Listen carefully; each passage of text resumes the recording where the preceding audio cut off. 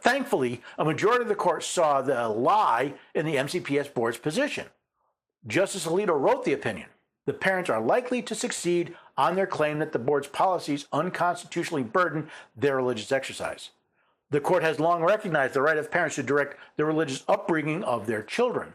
Those rights are violated by government policies that substantially interfere with the religious development of children. So the court thinks the parents are likely to succeed in their case. Remember, the court isn't deciding the merits of the case, only the parents' request for a preliminary injunction. But why does the court think the parents will win? The board's introduction of the LGBTQ+ inclusive storybooks, combined with its decision to withhold notice to parents and to forbid opt-outs, substantially interferes with the religious development of petitioners' children and imposes the kind of burden on religious exercise that Yoder found unacceptable.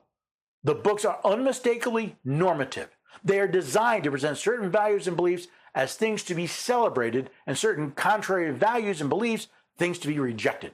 Okay, so the court thinks the parents have a good case. What about the defendants?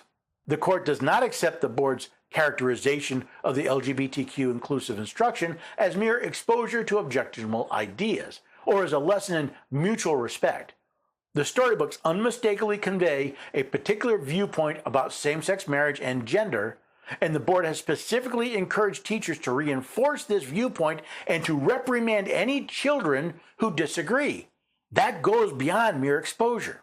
As I've already shown, the board was not merely trying to expose children to these ideas, something the school doesn't have the right to determine for their children.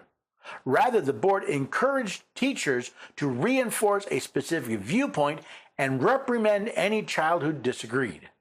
Now, what about the claim that the parents could have their children taught somewhere else?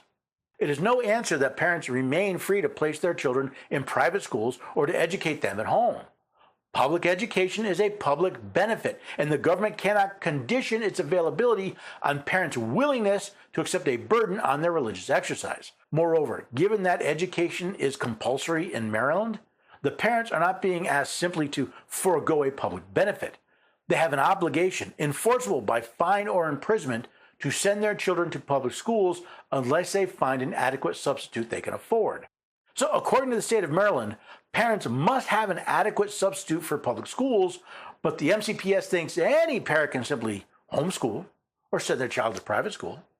It's not just a question of the skills of the parent, but the time and money it takes to educate children, especially very young children who were the target of this policy.